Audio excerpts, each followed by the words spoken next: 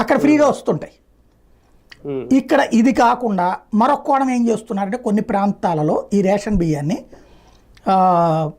ఈ మన గేదెలు పెంచే వాళ్ళు ఉంటారు కదా, వాళ్ళు కాస్త సజ్జలు జొన్నలు ఈ బియ్యంలో వేసి అన్నం వండి అన్నం పెడతారు గేదెలకి. గడ్డి రేట్ ఎక్కువ, దానికంటే ఇది పెడితే కొంచెం కడుపు నిండుతుందట వాటికి, తర్వాత మిగతా మేత తగ్గుతుందట వాటికి, తద్వారా పాలు మంచిగా వస్తాయట. అట్లా పెట్టేవాళ్ళు కూడా ఉన్నారు.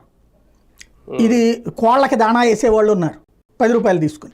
ఇప్పుడు ఈ బియ్యం ఎవరికి వెళ్తున్నాయంటే వీళ్ళకి. ఇందులో పవన్ కళ్యాణ్ చేసినటువంటిది అక్కడికి వెళ్ళి సీజ్ చేయమన్నారు. ఇక్కడ సీజ్ చేయాలి అంటే వ్యాపారాలకు సంబంధించి ఉన్నటువంటి తేడా డిఫరెంట్, ఈ రేషన్ బియ్యం డిఫరెంట్. రేషన్ బియ్యం జరుగుతున్నటువంటిది అయితే మాత్రం తిలాపాపం తలా పిడిగడు. ఇందులో డీలర్ పాత్ర ఇప్పుడు 5%, ఇదివరకు వాళ్ళదే మేజర్. ఎండియు వెహికల్ పాత్ర 10 నుంచి 20%. ఇప్పుడు ఈ కొనుగోలు చేసే వాళ్ళ పాత్రే 70%. వీళ్ళ దగ్గర నుంచి వీళ్ళు అక్కడికి ఎక్స్పోర్టర్ దగ్గరికి బ్రోకర్ టు ఎక్స్పోర్టర్. ఈ వ్యవస్థని కంట్రోల్ చేయడం ఇక్కడ ప్రభుత్వానికి సంబంధించి 2 మార్గాలు కనబడుతున్నాయి నాకు అనిపిస్తున్నటువంటిది అయితే.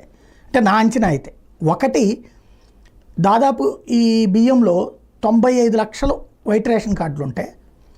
అందులో ఇదే